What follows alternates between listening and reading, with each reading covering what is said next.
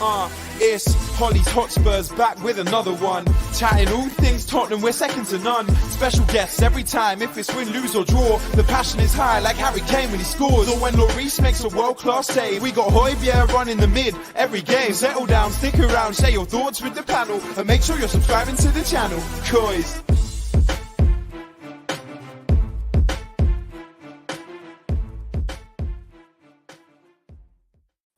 Hello and welcome to another episode of Hollie's Hotspurs Live. Sadly, I'm not in the igloo, which someone commented on Twitter a minute ago saying, is it live from the igloo? Sadly not. I wish I was in an igloo because I am sweating one out. But to talk all things Tottenham tonight, and obviously that South Korean tour, I am joined by two fabulous guests. First of all, Max, it's nice to have you back on the show. How are you this evening? I'm good. As you can see, I'm sat in the garden. I've got a nice little pint of water. I've drunk about 12 litres of water today, but yeah, good. And thanks for having me back on. No worries. Thank you for joining. I think you've got the best idea of being in the garden. I think if I had a garden, I'd be out there, but I don't think the roof is going to cut it, to be honest. But also joined with us is also Luke. Luke, how are you tonight? It's glad to have you back on the channel once again, my friend. Yeah, no, thanks for having me on after letting you down last week. But yeah, no, I'm good. I'm not outside because I've got two dogs and they would just destroy the entire computer whilst I'm out there. And that's the last thing anyone wants to see. So yeah, just sat sweltering hot bedroom. So happy days. Happy days. What a time to be alive on a Monday. We've got some people in the chat already. Criminal FIFA is here for you, Max. Big up, Criminal. I'm actually going to do a quick selfie to say that. I'll show that I'm in the garden. So you can try putting your thumbs up and see. I don't know if it might work. Right. I love it. Thank you. But yeah, welcome to everybody on the channel. If you are new, bit of admin, please like, share, comment, whatever, and please subscribe because I'm so close to 2K. I'd love to get there before the Southampton game, which is right around the corner, to be honest. So please do that. But without further ado, let's crack on with tonight's show. And tonight's show is obviously a bit about the South Korean tour. Now, the only real signing, well, out of our 5 signings we've seen, is obviously Richarlison. So, Max, I'll come to you first. What do you kind of make of his showing in South Korea, going over kind of both games? What's your kind of thoughts on him? Now you've seen him. I think it looks like he's settled in pretty quickly. I think it was actually pretty expected. We've got a couple of Brazilians already in the squad. I think he just wants to get going. Like he knows he's got a big, like the players that he's playing with. It's not just like a little move. He's literally playing with potentially the best front four in the Premier League going into next season. So I'm excited to see him. Obviously, we haven't seen much of him. We've seen him put a good ball into the box, and we know that he can play on the left, play on the right. I don't think he's going to be Kulusevski straight out, and I think everyone would be sad if that was the case because at the end of the day they're completely different players. But yeah, it's going to be interesting. It's just another option, isn't it? And it's just going to be, you know, if a fight breaks loose, he's going to be the first one there with Romero to help get involved and help everyone out. So it's just another character. You know what you get with him. I reckon we're going to get a good 15 goals next season. I've stuck by that from the get go. His link up play is really good. He was Everton's main man. Like any Everton fan that I've spoke to, they're gutted that he's left. And the price, yeah, it might be a lot of money, but at the end of the day, you have to pay a lot of money for the best player of someone's team in the Premier League, you're going to have to fork out a lot of money anyway. So I don't know. I don't think the price is an issue. It would just be interesting to see where Conte does fit him in, because I can't see him being. You don't spend 60 million on a striker to be benched. So it'll be interesting to see, obviously, how he features. I'm still confident that we can somehow fit Kane behind Richarlison, just with Kane's movement and the passing ability. So yeah, no, it'll be interesting to see how it unfolds. No, you're right. I think it's his versatility that we're all kind of really excited for. And we saw glimpses of it, obviously, in the South Korean tour. Look, I'll come to you for this one, because obviously there was an opportunity for Richarlison to get it back into the net. I think the ball came in, I can't remember who from. Ball came in, and unfortunately the South Korean XI player went to slot it, and he did get a tap on it and go into the goal. But Richie was literally right behind him. So I think the goals are definitely going to come, like Maxi said. It gets in the right positions. It's just obviously if he can beat that South Korean player, obviously, from getting the ball back in the net. Yeah, definitely. And I remember in the first game, feels like a long time ago, actually. But he had a really good chance where I think he took too many touches and then it ended up with Emerson, didn't it? And then Emerson missed. But no, look, I like what I've seen so far. I think Max is right. Like, I don't expect him to start from the beginning. I didn't expect him to, to just suddenly slot in instead of Kulusevski, because it would be unfair on Kulusevski. But do you know what I did like? He had a few good touches. He drew fouls. These are things I think Conte will want from him as well. Is not only just to score goals, but also to be able to win possession high up the pitch in a set piece area. We've just signed a new set piece coach, haven't we? So all of those things will be important. And I think it's part of his plan, isn't it? He wants hard players in his team, and I think it will bring the best out of everyone. Those players that really, really want to fight physically for Spurs. So no, I'm excited. Do you know what? Like, I hate all this nonsense. Like, who's going to score more goals, Jesus or Richarlison? It's nonsense because I would say for the first month of the season minimum, he isn't going to start, and I wouldn't expect it. So should be interesting. But do you know what? I'm happy with him so far. You don't expect to see him scoring 10 goals in pre-season. No, you don't. And I think, touching on what you just said about obviously the Jesus and Richie argument, I think we spoke about it a couple of weeks ago, or even last week, I can't remember. But we were saying how they're two different players for two different teams. They're two different roles, as in, he's not our main man up top. For Arsenal, Jesus is going to be their main man up top. Mm-hmm. We don't know where Richarlison's going to play, whether he's going to play on the wing, whether he's going to play up top, whether he's necessarily going to play up top at all in terms of when we're going to play him. So I think that argument's just void. I think it's just like we said, I think for Sky and all of those kind of people, they like to drum a lot of media attention. I think for them it works very well because we're talking about it right now. So I think on that kind of front, I agree. I think the thing for me at the moment, and I'll come to you on this, Max, is obviously Sonny has commented on Richarlison and saying that obviously adding these types of players like Richie is incredible. He's a quality player. So when you've got players like Sonny saying that about the signings, it does make you feel good about the season coming up. Well, definitely. I mean, Son's the sort of person that he's not going to slay anyone. You could be the worst player in the Premier League and Son will still put a smile on your face because that's his character, that's his persona. I mean, I can't imagine how good it must be in training with players like Son and Kane because they're just always like so focused. Yeah, Kane can be out of the two, Kane's probably a bit more professional in terms of like, Son would be up for a laugh and a bit more banter, but that's just who he is. That's why everyone loves him. I mean, he knows when to be serious. He's serious when he's playing. He's on the pitch. And obviously you see these little clips, but it's nice to see little insiders. I mean, we saw a clip where obviously they were sat in the room and there was a few of them on the phone. And it's nice just to see an insight. We never see this. We've never seen our team be so like, the social side of it's been amazing. The social team have been unbelievable this season. Well, the season hasn't even started, but I feel like we're going to get much more in-depth view after each game. And on this Spurs play, we're going to see a lot more. Just like it gets the fans closer, and you can actually be the 12th man when you know that. Let's say I don't know, Kane's had a bag of crisps like on a Wednesday night because it's on Spurs play, and then people can relate to it. But the whole Son, being around Son is it's incredible. I can't imagine how mad it must be to be around literally someone who is that big in their own country. He's literally like when I was growing up, when everyone knows David Beckham, you don't have to like football, but you know who he is. Yes, yeah. Him over there is just, well, you see from all the videos and everything, like the way they sold out the 2 games in like 24 minutes. I mean, it's madness. That just speaks for itself. It's unbelievable. No, it really is, and I think you're true there in the sense that obviously Sonny. I think I wouldn't say that Sonny is probably the glue that's holding everyone together, but he's definitely one of those players that keeps everybody tick-tocking. And I think obviously we've spoken about how him and Richie seem to be really close friends, but I know we've slightly mentioned it, Luke. But obviously there was that indication between Sonny and I think it was one of the Seville players, and you see Romero and Richarlison running over straight away, and Richarlison's only been here for a matter of weeks, shall we say, and they've already made that bond. So it's nice to see that kind of thing from our players.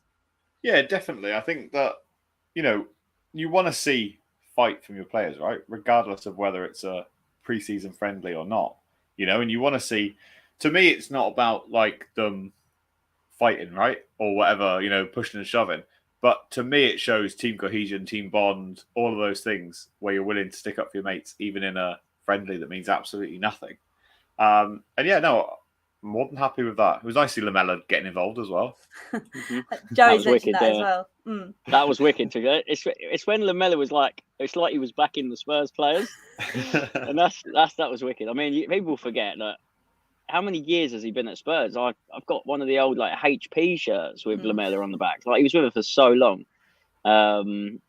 Yeah, sorry, Luke. I've obviously just distracted you. No. I pretty much finished, to be honest. But Lamela, no, he was such a character himself, and to have not many players come by, you don't see that sort of fight in a lot of players. So the fact we've kind of got someone similar like Richarlison in terms of if there's a foul, like your best mate, he will be there to protect you, sort of thing. So I think you need that. You definitely need a few of those players in a team. Like it's all about the fight as well. Like they've got to want it. If they've got that want, they will be there and to help you. And like, you know, it could be like the 90th minute and someone needs to put in a big challenge. You know, someone like these Richarlisons, Lamelas, Romeros will put their body on the line. Even Dyer, like you know these. So you need it. And I think Conte is probably one or two signings away from us literally like pushing like proper.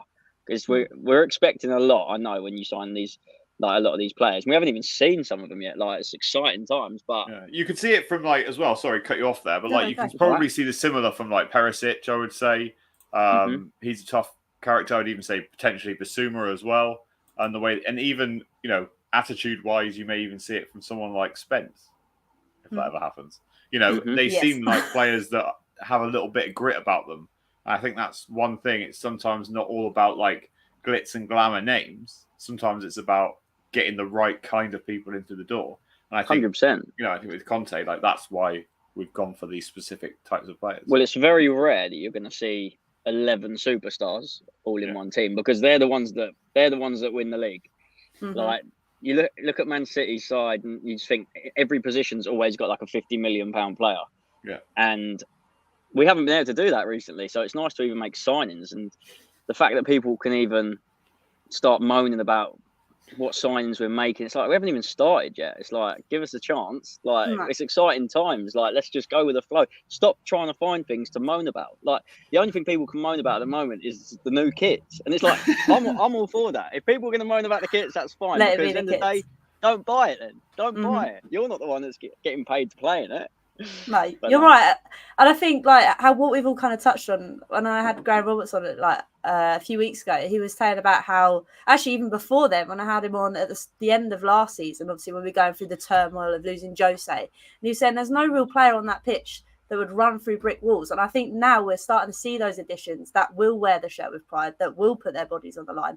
Even like if we think going back to the game, we talk about Dyer. For starters, Luke. Obviously, he scored an absolute whiz bomber, shall we say, in that first game. I don't even know where it came from. But he's taken players like that I was thinking he needs to be ushered out soon. Yeah. But now they're turning into these players that not only will play with the desire and the passion to want to win, but will also have the performance to go with it. Yeah, do you know what's interesting about Dyer? Is like he's obviously played he's been there so long. When do we sign him? What, like 2014 or something mad like that? Something ridiculous. And if we don't forget, I think he scored a brace in his debut, didn't he? That was back when he was playing midfield. What was it? The West Ham away, that goal, wasn't it? Where he like played him through. Oh, that was scenes. Yeah. So, but with him, right? So sorry, I've gone off on one there. But with him, like it's about like adding. There's a reason why I said that. It's about adding like that part to his defensive play as well. That he is a ball carrier. He can take the ball. He's played in various different positions. So why not utilize those strengths as well? And do you know what? He saw a gap and went for it. And why not? Did it? With a whiz bomber like that, Hollie. Is that what you were calling it now? That's what we're calling it, yeah. Proper whiz bomber, mate. No, it was. And I think he has been given a lot of criticism. And I think we are all sat here as well thinking we do need another centre-back to come in. And I think we'd all be sat here and thinking silly if we didn't, because I sadly don't think Dyer's, although he's been playing well, I don't know if he's going to be that player that takes us to the next level. If we have someone else that can rotate with him, or we find someone that's better than him, I think that would be the way forward. And obviously, people are talking about, and I'll come to you, Matt, for this one, obviously, Pau Torres. There's a lot of talk, obviously, between him and Bremer, but it looks like Bremer's going somewhere else. I haven't done my homework before. I'm not too sure where. But it seems Juventus, I read today. Juventus. So I feel like Pau Torres will probably be the guy that comes in, and that he's obviously left-footed. He's won quite a bit, and we could offer Gio in a kind of swap deal. So if that was the case, would you be happy with obviously that guy kind of coming in to compete with Dyer or to be Dyer's replacement? I don't know. What do you kind of feel on that kind of take? Well, firstly, big up Kyle for becoming a member. Love Indeed, that, thank Kyle. you for Well that. done, son. So big him up. And then, yeah, I mean, the Villarreal link, obviously, with Gio, that means that it's more likely for us to be able to get a deal sorted. Like, they clearly want him. He had a good season for him. And it just shows, like, some players just fit, some players just don't. Like, it happens to these players now and then. I don't actually think he's a bad player. He had glimpses at Spurs, which we thought he was going to be the one to replace Eriksen, but it just never really happened. So yeah, if we can get a deal over the line for Pau Torres, I think that would be a brilliant bit of business. I mean, what I've noticed with Conte, he likes players that are good with the ball at feet. I think that's why, obviously, I saw Langley, and everyone was moaning that, yeah, we've only got him on loan, but the fact that the guy can like spread 40, 50-yard passes and he's good with his feet, that's what Conte wants. You've seen, like, last season, we've been playing it out from the back, and a lot of people don't like it, but against these big teams and the teams that press you, you can literally spark an attack from 2 or 3 passes, like we always seem to do against Man City. So it'll be nice to get Pau Torres. It'll be nice just to get another centre-back, I think. Obviously, with Langley on loan, that just kind of proves that I feel like if we'd wanted him, we'd have bought him. We've just got another backup. So whether it's one more signing after Spence, obviously, who's another player that's good with his feet, it's just like there's like a pattern going on. This is like they're the sort of players that Conte likes. I think it will be another centre-back. As much as I want, if you had to say to me we had one more signing to make, I think the centre-back position would be the one that we improve on. Yeah, definitely. And I think that's the thing. Like, you talk about Lenglet, I think that was some good business in the sense that we like to try before we buy these days. And obviously, where he's been a bit wobbly at Barcelona, I think it's a good idea to get him in, see how he adjusts, and see if it's going to be the one for us. But Luke, come to you. Do you feel, obviously, we're going to talk about Spence in a minute, but do you think as well that Pau Torres would be the fit for Tottenham? I know lots of people say they want Bastoni, but I think that is pretty much dead in the water now. So with Pau Torres being potentially the next guy to come in, so to speak, would you be happy with that kind of signing? Yeah, 1,000,000%. You know, I get all this Bastoni hype, I really do. But I think, again, a lot of people nowadays, especially on Twitter, just jump on a bandwagon. And they hear a few people mention a name 3 or 4 times, and then suddenly everyone's like, oh yeah, he's the best centre-back that ever existed. Like, no, there are good centre-backs out there, and Pau Torres is an incredible centre-back. For me, I don't think it knocks Eric Dyer out of position. I think he would then slot into that left side of the centre-back 3. We desperately need a left-footed, good left-footed centre-back. Obviously, we've mentioned Longley already. I think I'm going to say the complete opposite to most people. I think that's amazing business to get Longley for the sense of it's a loan. There's absolutely like zero pressure on it, like working out. There's no obligation to buy. There's nothing there that says that we can't just say, see you later at the end of the season. It doesn't work out, right? Just pay a guy's wages.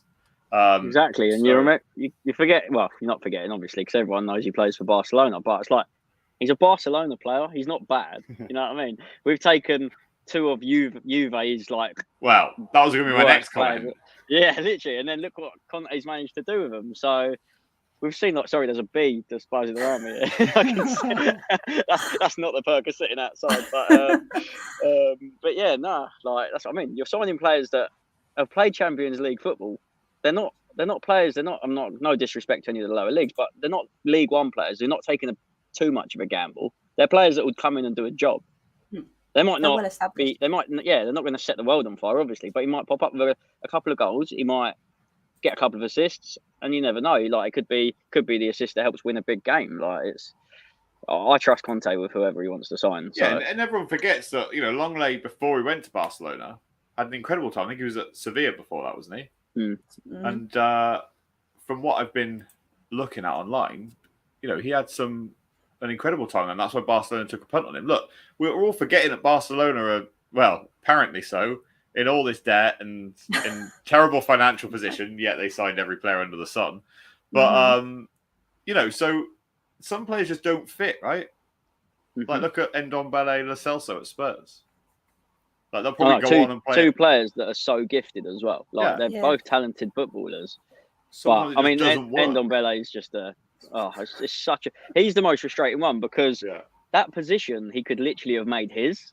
Yeah. He could literally have sat behind a striker, and then if we've got defensive midfielders, it's like, you don't need to go anywhere. Just do your job there and be fit. Go on morning runs if you have to. I don't know. Do whatever you need to do. That's what I'm trying to do. Tip from you, mate. Yeah, exactly. Follow the selfish Joe on Maxway. Twitter. No, but I think you're right. Like, I know we're slightly going off topic, but I think it's a great point to make that obviously people are screaming out that we need this creative midfielder, but we do have one that possesses the talent, just doesn't seem to want to apply himself. And that's why I think now would be a great time to obviously move on to the next one. I know Joey called it Morrison because I think I spelled it wrong on Twitter, auto-corrected it. But that is obviously James Maddison. Rumours are coming out. I did think Was that. it Morrison's? Yeah, I think I I've don't know. had a bit of a mare there. I'm going to blame it on the weather. So James Maddison, not Morrison. Ain't he a singer? Yeah, he is. He yeah. is. He You is can actually. play on broken strings. That is the one. Should turn that one into a chant as well, Matt. So I think it'd be a hit, man. But no, James Maddison. So he's 25. Obviously, he plays for Leicester. We all kind of know that. But Luke, I'll come to you first. Would you want him at Tottenham? I mean, loads of people are screaming out that we need some creativity. I think it would give another option off the bench. Go on. I'm bored of all this creative midfielder stuff. Mm. Oh, we need a new Eriksen. Oh, well, let's get Eriksen. Oh, let's not get Eriksen. We need somebody to replace Eriksen. Like, depends on how we play. Like, from what I've read, Conte wants an attacking midfielder so that we can play two different formations. And one of them would involve two up top with a holding midfielder, and the other one would be our standard formation. So I get it. I do get it. Do I rate James Maddison that highly?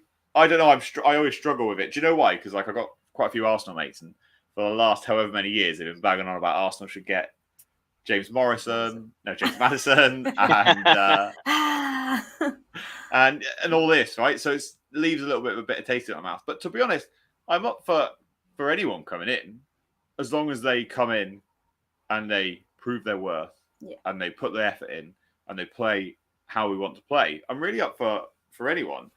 Maddison's decent. Yeah, someone just said there he adds another 10 goals. He's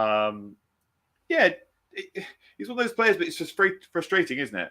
At Leicester, like, he's never, ever cemented a spot, like, in the England squad. Like, and these are the things that worry me, right? There's reasons why these things haven't happened. And does he get bored quite easily? Like, do you know what I mean? Yeah. I see him as a good set piece taker, and I think it's annoying the England one. Who gets over it? Is it Mount in that position? Yeah. I wouldn't even say Mount is. They're very similar. I mean, putting Chelsea aside, I'd say Mount is just as good as Maddison, but vice versa. I don't think one's better than the other. I think you get very similar out of both players. So that just comes down to where we don't see what happens in training. We don't see what happens, what Southgate picks and all that. But yeah, I'd be happy. If it's one of them, if you took Mount out of the England squad and put Maddison in, I wouldn't be that much fussed. Yeah. They're very similar. So I'd say that's probably why he doesn't really get in the England team. But yeah, no. I don't know what the price is. I think it would be similar to Richarlison fee. Yeah, I think the price is. I think they're reporting. I think on multiple sites it's like 50 or 60. So it's between that kind of top end kind of region. But again, we spoke about Richarlison, the fact that his price was so high. But then again, who are you going to get from Leicester? Obviously, he got 35 appearances last season, 12 goals and 8 assists. You're paying for those kind of performances. And that's when I kind of think to myself, obviously, I know Luke doesn't want me to bring up Eriksen again, but when you look at Eriksen and think he was on a free, he's been at Spurs before, he knows how it works. But again, Luke, coming to you, he might not work under Conte. He might not be a Conte player. Maddison could be this Conte player. Yeah, like, if we'd signed Eriksen, I'd have probably thrown my laptop out the window. Do you know why? Because I just think, like, I'm bored of it, right? It happened. It was great while it was there. Like, he wanted to leave. And, yeah, I'm bored of it now. But, James Maddison is an interesting one. Like, to me, it depends on, like, Tielemans. Like, if Arsenal decide to go in for Tielemans, it's very unlikely he'll leave as well. Also read today, like, Nabil Fekir as well from Real Betis. Yeah, I see that, yeah. Was another one that was talked about today. So, yeah, look, if Spurs want to spend the money and get another 2 players in, get a centre-back and attacking midfielder, then happy days. Do you know what I mean? 7 signings in a win, or 8 signings. Yeah, no problem at all. But look, I think the centre-back one's like really important. Do I see Longley as like the replacement, or like, because Ben Davies plays in his position, right? Do I think that he plays every game? I think we'd be much better off getting another defender, because look, we score a lot of goals anyway, right? With the players that we've got, Kane, Son, Kulusevski, Richarlison, if we can get goals from maybe midfield with Basuma as well, then that would be great. I don't worry about Spurs scoring, but I still worry about defensively. Us just conceding. I think that comes with being a Spurs fan, Luke. That does. Yeah, that is true. I think that's kind of in our blood, isn't it? To worry about that kind of thing. I mean, just to throw obviously a spanner in the works. I mean, I'm going to say it wrong, but Nitin here says obviously James Maddison is half decent set pieces, a bang average player. I mean, I think we're screaming out with Vio coming in to be our set piece taker. We talk about how we can't really do it. I mean, in the South Korean tour, we saw Harry Kane score a deflected free kick again, which makes me think he's going to take every. Oh, can we stop this? Harry Kane taking free kicks. He scored one deflected free kick against where was it? Aston Villa. Yeah. And that one against South Korea. Yeah, exactly. He's got a deflected free kick against the Korean All Stars. But I think we're screaming out for a set piece taker. I mean, Sonny could be the one that could step up. We've seen him do it for his national team. But then why don't we just buy James Ward-Prowse instead then? Because he's a better free kick taker than James Maddison. The only thing with James Ward-Prowse is I don't think Southampton would ever let him go. And the price they'd ask for him is ridiculous compared to James Maddison. That would be my only... I'd still go Maddison though. I mean, I hate that you just sign a player just for the set pieces because otherwise we don't really see that much else of him. We just see him score 30-yarder free kicks. But that's what I mean, though. If everyone's saying, "Oh, well, let's get James Maddison because he can score set pieces," then I'd rather James Ward-Prowse because he's much better. But yeah, I get you. But just don't know, 50, 60 million on Maddison. Do you know what? It's not my money. I was going to say, let's stop complaining. I think you do want Maddison secretly. You just don't want to spend. You just don't want to see Spurs spend that much money. Yeah, mate. If he comes in, I'll be happy. Do you know what I mean? It's just another good player to add to our squad, 100%. But do I think he's the answer to our prayers? No, not really. I think it's just so alien to us because we're so used to getting players that are ready for the future or that could become good, or we get this player so late on because we've stuffed up on the other ones. I just think it's really strange to be sat here saying we've got 5 signings and we're discussing whether we're going to get Maddison in. It's just so alien. I mean, somebody else has obviously mentioned as well, and I'll come to you for this, Max, about, where is it? I've lost it now. I think it's about Depay. Memphis Depay apparently knocking about. I can't find it at the moment. Here it is. Oh yeah, no, I did see it. Yeah. Depay. It's not 27. He says it's 17, but that's another kind of option that could maybe go our way. Would you be pleased about that? I mean, look at us trying to decide whether pleased about signings. Touching on what Luke obviously said about Fekir as well at Batiste. There's so him and Depay. Apparently, I can just see them being problems in the dressing room. I can see bad vibes. I can see if it doesn't go their way. I just get that sort of impression from Depay. I feel like that's why it didn't work for him in the Prem. I don't know. I mean, there's a reason he's not up for a lot of money. It just it doesn't sit well with me. Fekir could be a gamble. I mean, it's tough. It's whether we actually need that position, like Luke was saying. Do we go and spend money on a centre back to replace Ben Davis or whatnot, rotation, blah blah. There's plenty of players out there you can get. That's the thing, but I think those two could be a problem. And I'd love to be sat here saying I told you so, but without having to say it because it means we'd have to go through a lot of shit for them to actually get to that position. I see it. Perfect example, Ndombele. I see it as that. I see it as something like that, and they're trying to offload all of not the deadwood, but the ones that are going to cause these issues. So let's try and not sign anymore. I've got similar vibes from Jed Spence. I'm praying that he doesn't end up being like this. And I'll tell you why. When he was laying down at the end of the game and he knows the cameras are there. He's not stupid. It's we'll see. I'm excited to see how he gets on because he's clearly got talent, but it's just whether they put that talent on the pitch and don't cause upsets. I don't care if they're buying Gucci watches, whatever they do behind closed doors, that's fine. Do what you want. You earn a lot of money, you can spend it. But as long as you're putting in 100% on the pitch, that's all Spurs fans want to see.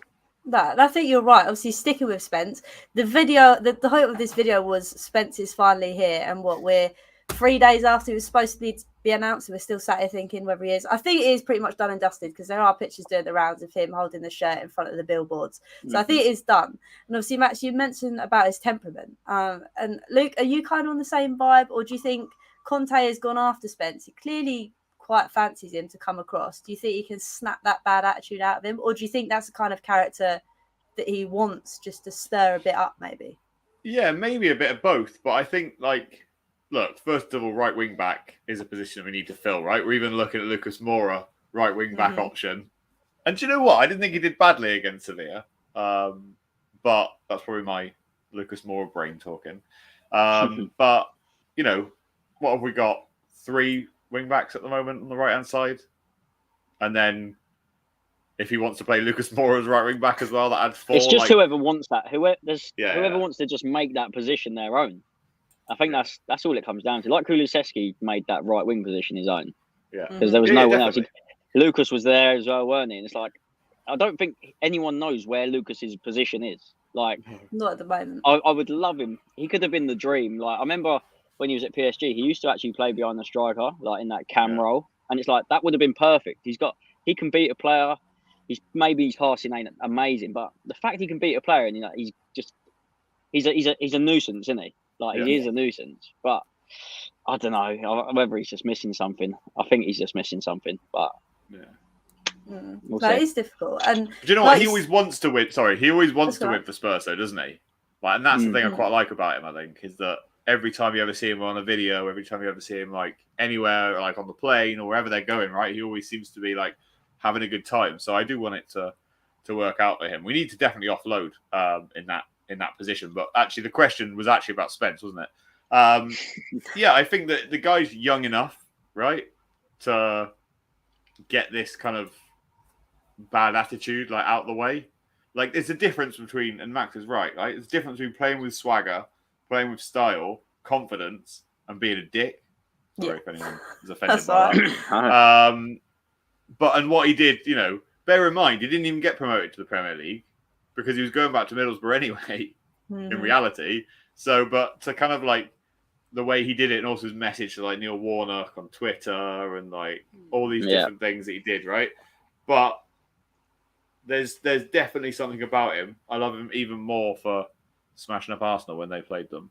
And look, I think that with a kid like that, you've got to give him time and say, do you know what, we'll give you the benefit of the doubt. It's not like he's mid-30s or at the kind of point where he has it's this or nothing, like Ndombele, in my opinion. But I guess. Sorry, Hollie. I guess we just also we also do forget that just because I'm saying that I have a bad vibe about him, I don't know him. I literally know nothing about him. I've never played with him. It's like he's young. He's just been promoted to the Premier League. Like he's probably like he can't believe it. Like not many people actually get to play in the Premier League, let alone sign for Spurs, who were playing Champions League football next season. It's like it's a massive step. He's probably just trying to take it all in. I guess it depends which way you look at it from. If you've got an agenda against someone, then you always try and find negatives, don't you? So that's what it's like with Lucas Moura. Everyone's always quick to slate him and say, oh, he can't do this, can't do that. But then you can look at the benefits and say, well, look what he done for us. He gave us the best time of our life, in the past years. So you can look at it all. It just comes down to what take people have on certain players. No, I think you're right. And I think, obviously, you guys speaking about him getting promoted into the Prem. And it's interesting as well that we're the only team that was after him. Apparently, Forest weren't even that interested in re-signing him. I don't know whether that's because, obviously, they went after Neco Williams after, obviously, they didn't go for Spence. So, I don't know. I kind of like what Andrew said about him being quite hungry at the moment.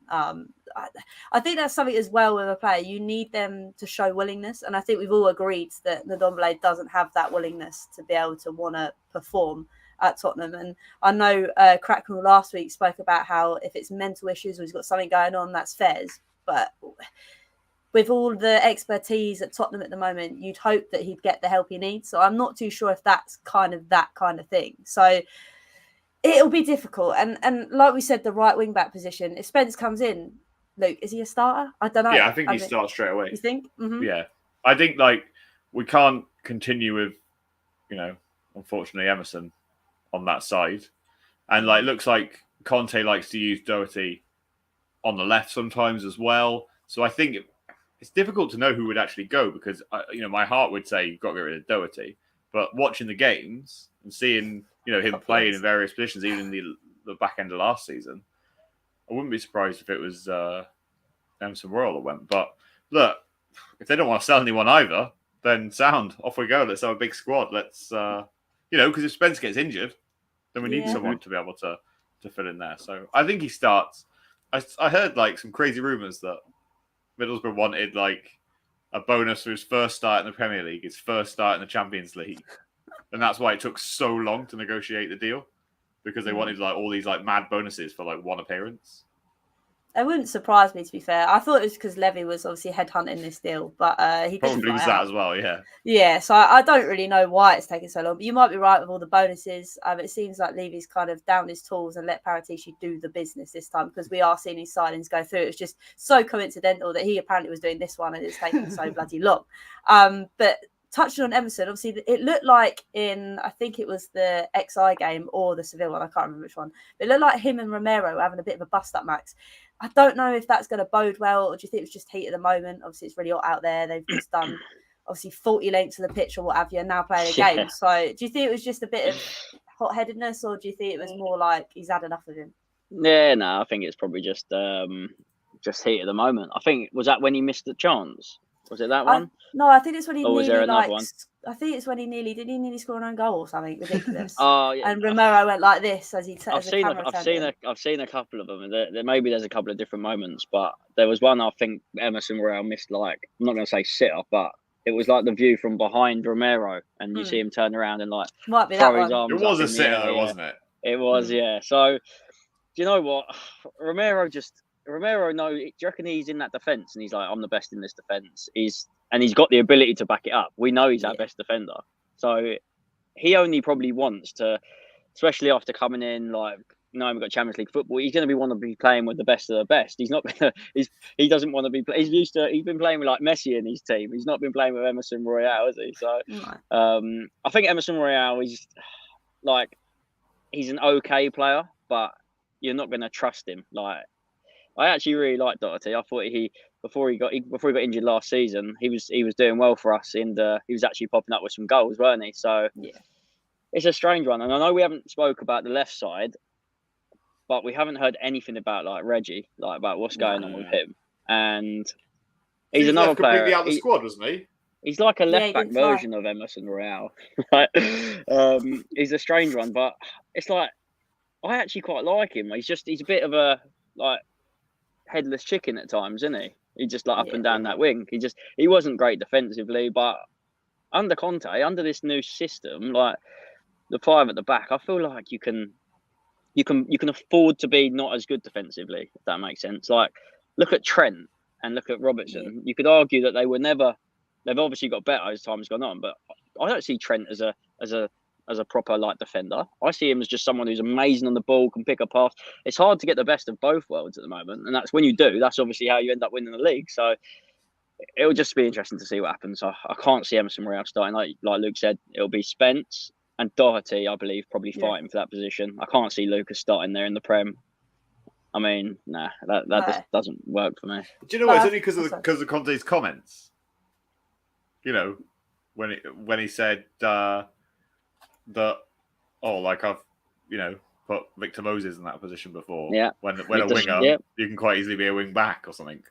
I don't know. Yeah. I can't remember the exact phrase. I probably butchered that. Well, I mean, we saw that he turned. I'm not going to say he turned him into a machine because obviously, but he was good. He was very good that season, and the fact that he's managed to do that, like, it's mental. It's kind of just looking at a player and saying, what are you actually good at? Yeah. And some managers can see that, and some can't. And Conte, I feel like he'll be able to get the best out of some players, definitely. No, I think that's right. I think that's what Conte thrives at. He looks at players and actually thinks, right, you're better suited in this position. Why aren't you playing there? And then they turn into well beaters. It's all because they've been playing in the wrong position. Mm-hmm. And maybe Lucas Moura could be the guy, but I'm not too sure. I mean, when he was rising like a salmon to defend the ball, I was thinking, oh, wow, I like this. Someone can head the ball in the box. I mean, just like you said, Hollie, he's moved Ben Davies into a centre-back position. And since then, I'm not saying we all loved him, but he was so much better. Yeah. And he was so much more confident being in the back three. As we're being out on the wing, you kind of need to be quick. He's not like, you know what I mean? Like, that was Conte straight away. We saw him put Davis left centre-back pretty much straight away. And from then, no one's been able to slander him. So the only other time he did that was, I think, Jose played him against Liverpool, didn't he? In that position? Mm-hmm. And it seems strange that he never stayed in that one. And then Conte comes in and he refreshes it and puts him there. So it is about playing players in their right positions, and it works wonders, which we've seen. Obviously, another one I want to talk about, which is potentially the right back / centre back, and that is Tanganga apparently going on loan to AC Milan. I think I'll come to you first, Max. I think with Tanganga, for me, he just needs to decide what position he's going to go for, because I think that's the real trouble with him at the moment. We've seen it with Dye, obviously him playing a CDM, now sorting into centre back. It kind of puts you into two minds. So I'm going to put this to you, Max. If you were Tanganga, would that be probably your first thing to kind of suss out before you decide to where you're going to go on loan? Or would you rather just go on loan and be told where you're playing? I think frustrating for him. He needs to go out on loan. Like, I can't see him getting any game time at the moment, especially with us signing some more players in that position. It's just annoying that when we first saw him in that Liverpool game, like, he was unbelievable. And I feel like everyone was like, we've got our next right back / centre back. Like, he's powerful. Why he couldn't just be, as mad as it sounds, he was a bit of like a Micah Richards sort of player. Like when he was at Man City, I got that vibe. I was like, he's going to be like, he's built like a brick house. He's quick. He's good on the ball.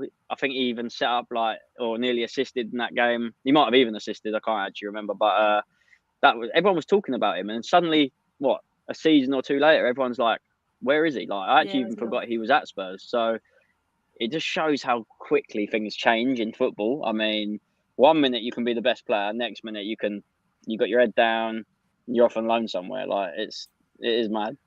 It is a bit strange. I mean, Luke, I don't know if you wanted to add anything on Tanganga, or I can move on with something else, or have you got any thoughts? Yeah, just 100%. He needs to go on loan. Like, I think somewhere like AC Milan is a brilliant move for him. I think he'll get good game time. They're playing at a high quality level.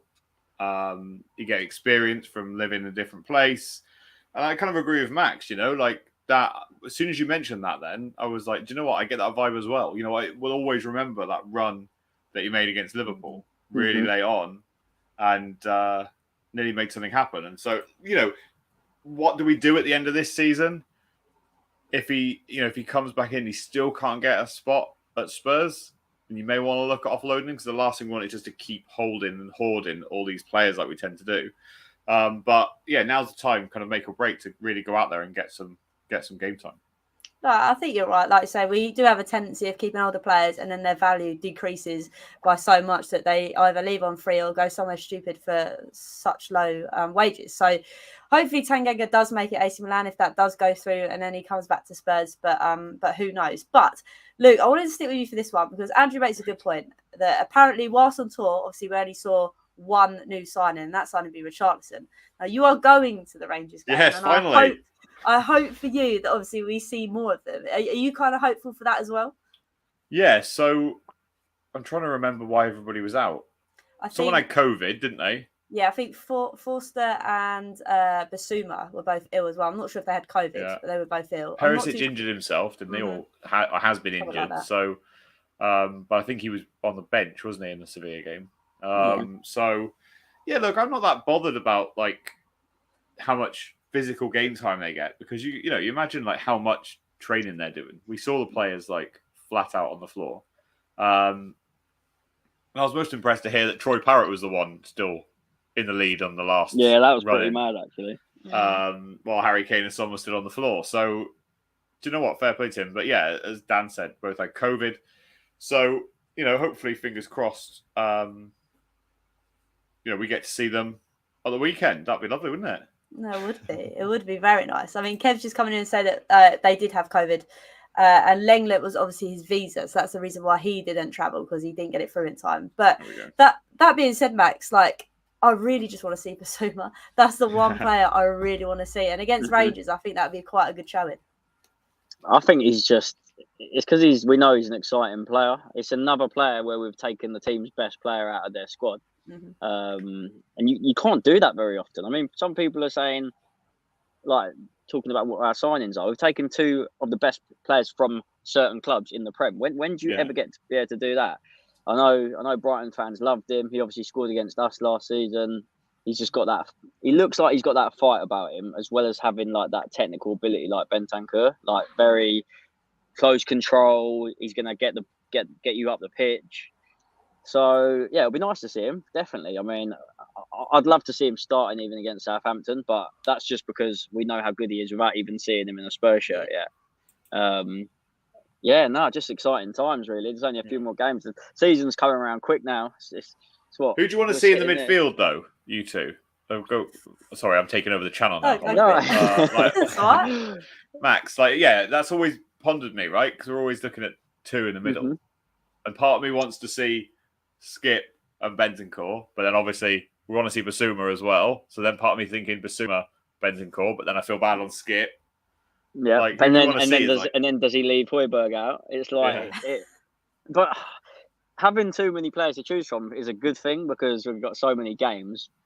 But if you obviously had to say our best team, oh god, it's so frustrating because if you were going by just ability, I used to love Ndombele, and the fact that he's still kicking about, it's like what? So if we can put Basuma in, I mean, get rid of Winks, see you later, mate. I don't even want to see him play for Spurs again. Sorry, Holds. As you can tell, he's not the army anymore.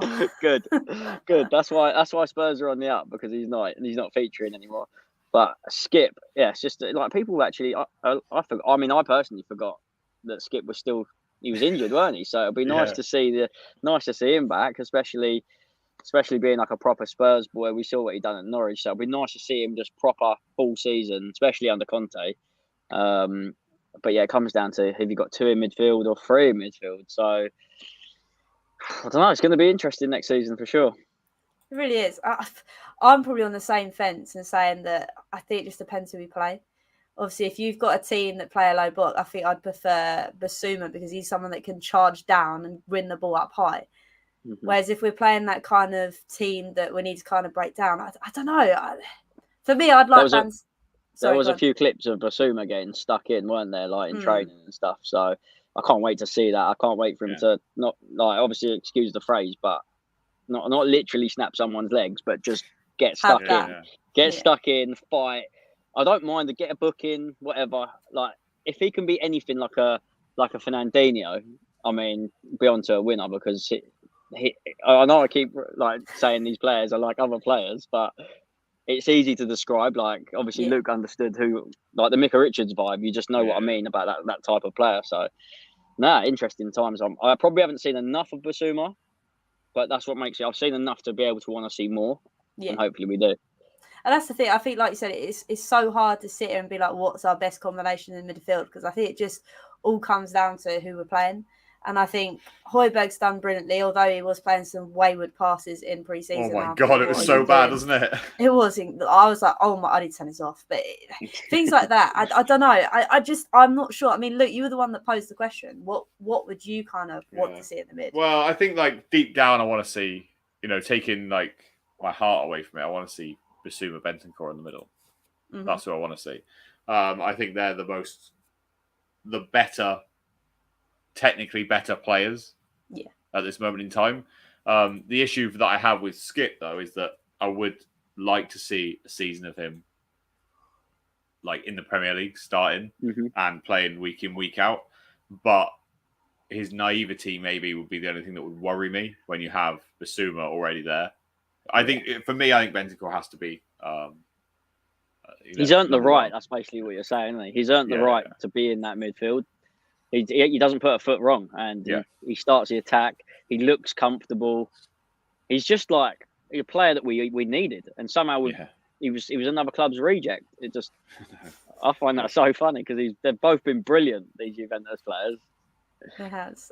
You both of you are right, and that's the thing. I think sometimes we can sit here, we can say who we prefer, who do we want, but you've actually seen them play, and you've been like, actually, I didn't know this geezer because I did not know who Kulusevski or Bentancur was until I saw them in a Tottenham shirt, and then I was like, my word, where have these guys come from? And I think that's the thing that we really need to remember about Conte is like Andrew says, I'm glad that I'm not Conte because I have not got to decide who's in that midfield combo. It's up to Conte, and I think.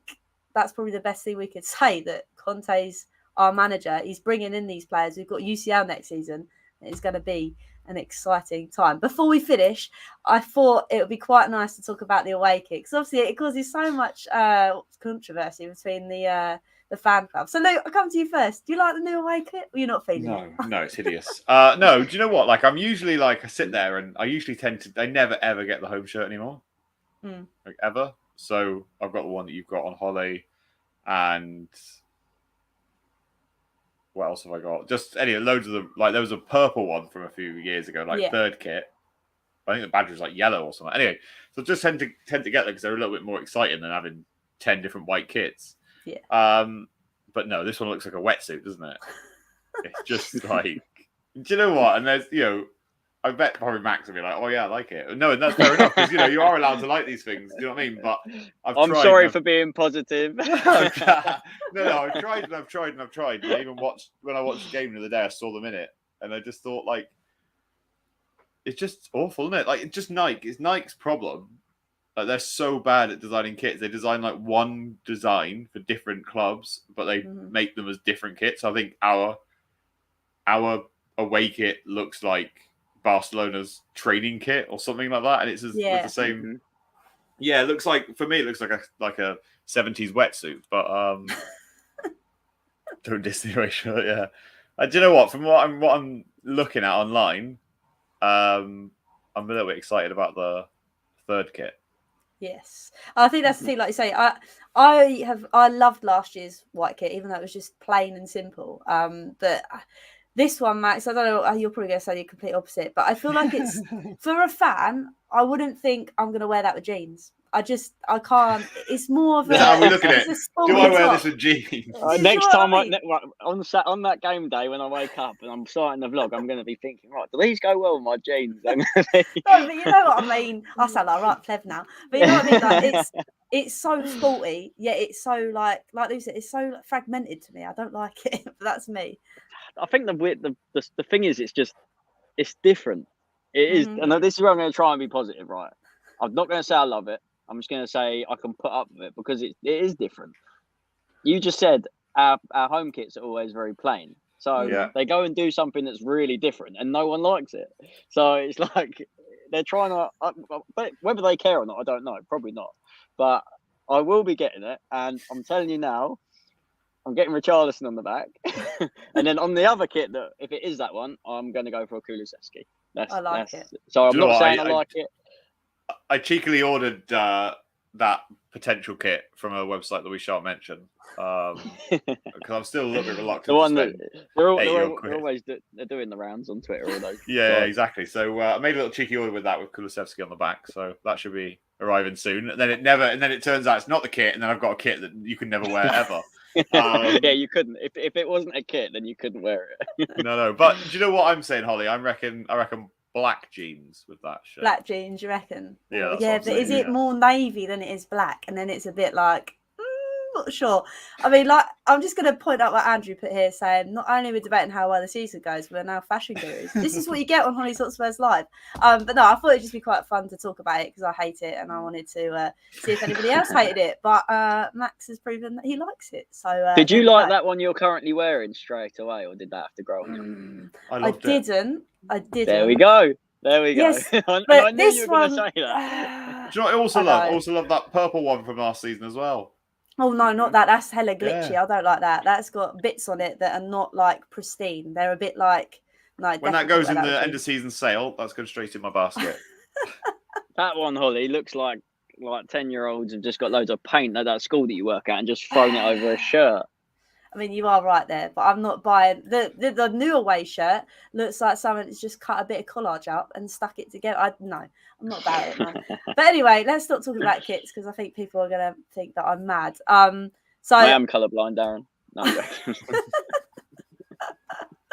but I've enjoyed this evening. Obviously, talking about the away kit right at the end was nice.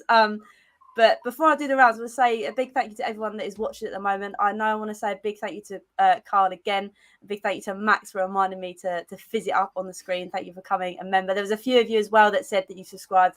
I do appreciate it. I would love to get to 2K before the season starts, which is coming around the corner. I think we're about 80 subs off. So it's a bit of a push. Amazing. But hopefully we can get there. But keep going.